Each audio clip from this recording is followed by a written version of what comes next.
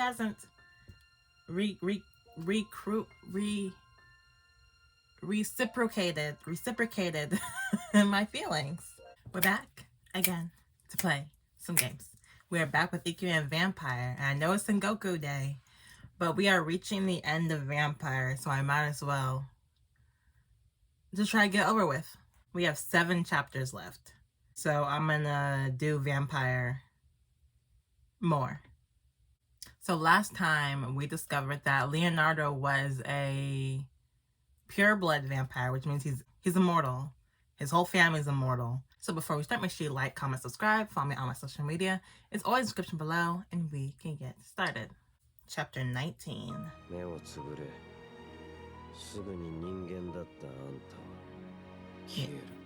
We asked to be turned into a vampire. And he tried to scare us. Just close your eyes. One last time. The moment you do, that's when you die. Leonardo. I shouted his name, and he stopped. Leonardo released my hand, and he slowly pushed himself up and away from me. He looked down, his eyes losing their shine. The once brilliant gold of his eyes grew dark, old, and dim, and deeply, eternally lonely. Why do you look ready to cry, Karamia? I'm not crying. I'm okay. I sat up, hugging my blouse around me. And I looked at him, at Leonardo with his sad smile and his ancient, weary eyes. Are you? I'm not gonna cry. I don't cry. Real G's don't cry. I didn't answer. I'm not sure I could have. I'd almost given up my humanity in a moment's impulsive plea. You may not cry now, but you'll cry one day. Because you cried? That I won't. Why would you say that? I won't. Why would you say that? Because you've cried? Why would you say that? It's your eyes. They're so sad it's hard for me to look at them. Leonardo smiled. If you can call the mournful look on his face a smile. You're strong, and you're kind. So probably you won't cry while I'm here to see it. But when I'm not looking, you'll cry. If I had done that to you, centuries later, you'd still be crying when I wasn't watching. It wasn't in my power to deny it. Now when I felt something hot stinging my eyes, waiting for the moment I blinked to fall. Maybe it's selfish of me, after what I did, but I just wanted to make you happy. You always look pretty, Karamia, but your smile takes my breath away. Leonardo had always told me that. I think you have a little crush on me. Actually, he hasn't reciprocated my feelings. He hasn't said nothing to me yet. Do you love me? He always wanted me to smile. That's the first time you've done that. Talk my head off, you mean? First time you wore a carefree smile. You really do have a pretty smile. Leonardo. Have to say, any smile looks good on you, but you should look best with a natural smile. Have you ever stopped to think that you tease me a bit too much?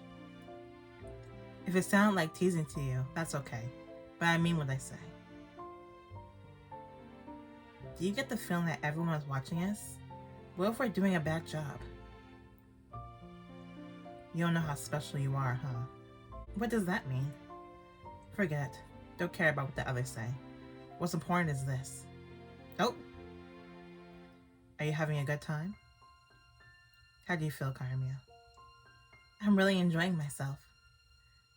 You got the smile to match. My eyes stung almost past what I could bear. I looked away, and I felt the presence of a gentle, caring hand on my head. Glancing up, I caught Leonardo's gaze. What I think, Karamia. In my mind, I heard the distant sound of something old and precious breaking. It's not your destiny to love someone who will only make you cry. You get to find someone who will fill your life with joy, who will really make you smile. Leonardo, that's... Don't ask me to make you a vampire. Please, never ask that of me again. What have I done? Sorry for scaring you. Ciao, Carmia. Dang.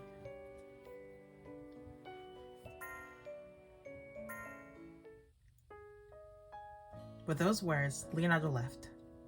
He shut my door quietly. I didn't know.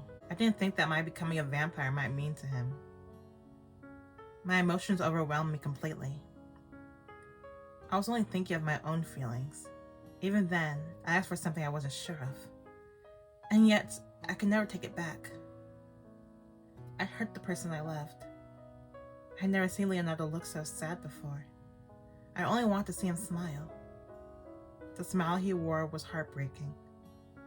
Those tears were ready to fall, but I wouldn't cry now. I left my room. What had happened here was too fresh in my mind. The balcony was refreshingly cool at night. I heard footsteps behind me. It may not be Arthur. Okay, Lee Comte. Bonjour, Lauren. Turning around, I saw Germaine. Oh, Comte. Pardon. You have nothing to apologize for. I shook my head. He offered me a gentlemanly smile. I still know it.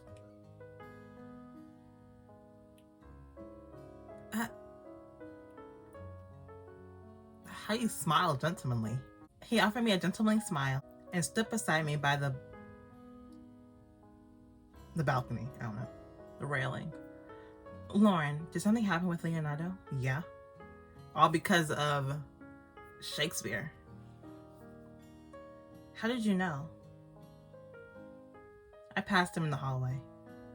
He had the same expression you now wear. He did? You both looked deeply hurt.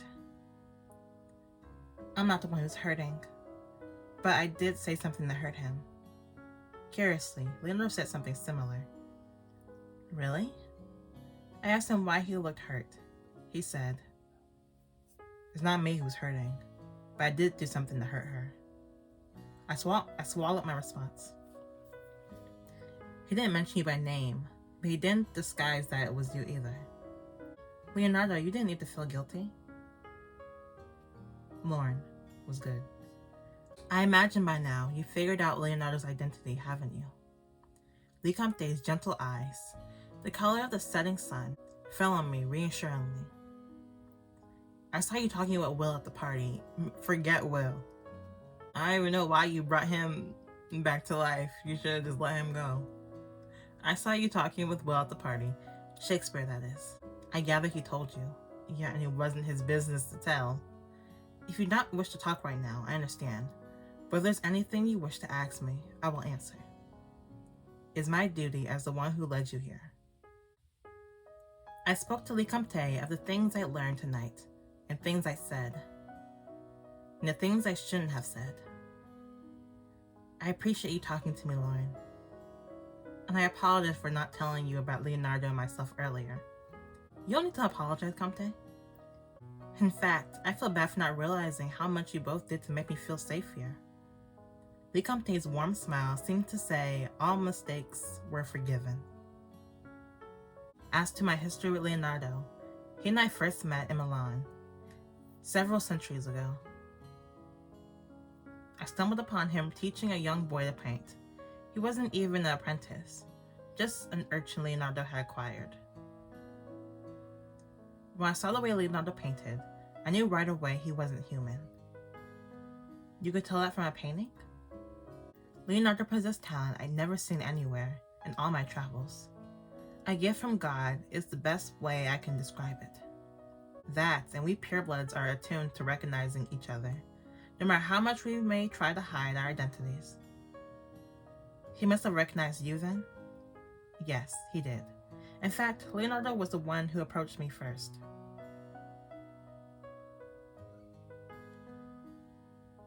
You always stare at people so rudely?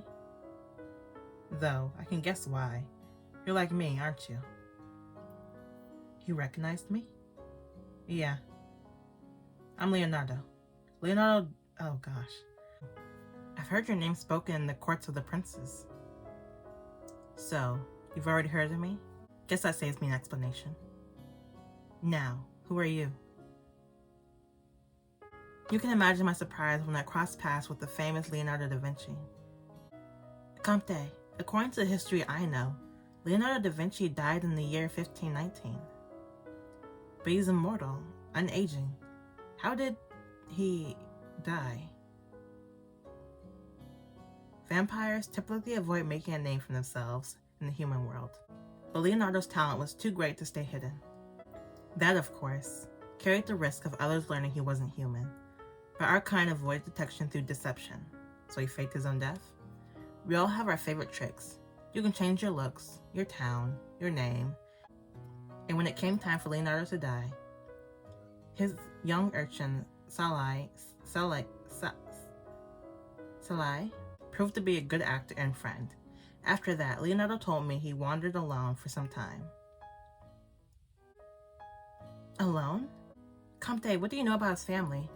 They're still alive, aren't they? But the way Leonardo spoke of them, it sounded like he wanted to escape them. He touched briefly upon his family when we met. I asked Leonardo where they were, why he wasn't with them. He told me, not all parents love their children, or even think of them as such, so I left. I recalled what he had said to me. Saint Germain, I wonder where Germain's family is at, since he's immortal too. I don't talk to them or see them anymore. We don't agree on a lot of things. Once they discovered my location, they began hounding me with letters again. They don't want me to be with just anyone. They want more purebloods. I'm no more than one half of an equation for them. I thought about what I had learned from Sebastian, how Leonardo's parents never married after his birth, making him illegitimate. Leonardo really must have felt like a tool to them, born only to carry on a bloodline.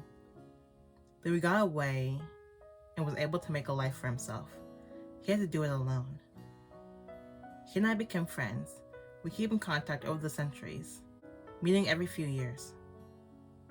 The last time we spoke, I told him of my plan to invite some of the greatest figures in history to stay here in this mansion. I invited him to join me, and he settled here in one place, after so much wandering. I had a great deal of concern about the future at that time. I think Leonardo felt compelled to help me out of friendship. The Comte paused and caught something grim and frightening in his expression. But it was brief. I wasn't sure I'd seen it at all. You good? That, and I'd had enough of inadvertently delving into people's open wounds tonight.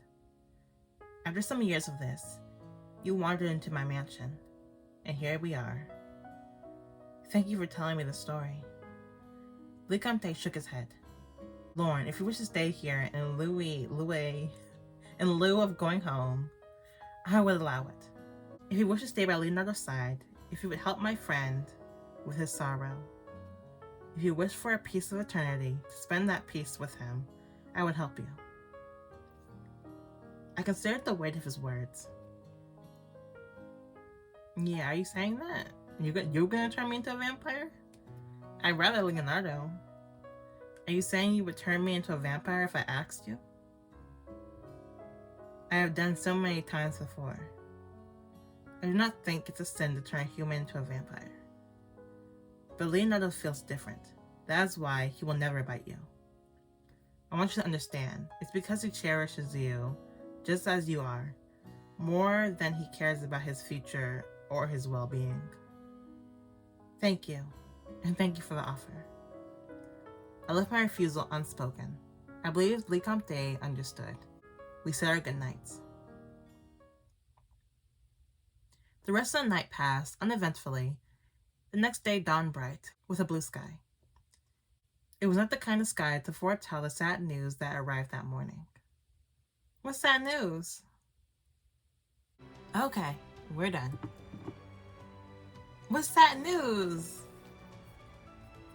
Did Leonardo run away? Is Shakespeare back? Things are not going well between me and Leonardo. I wonder if we'll have to I don't know. So thank you for watching. Make sure you like, comment, subscribe, follow me on my social media. It's always in the description below. And I will see you guys tomorrow with...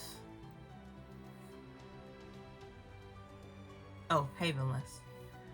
Bye-bye.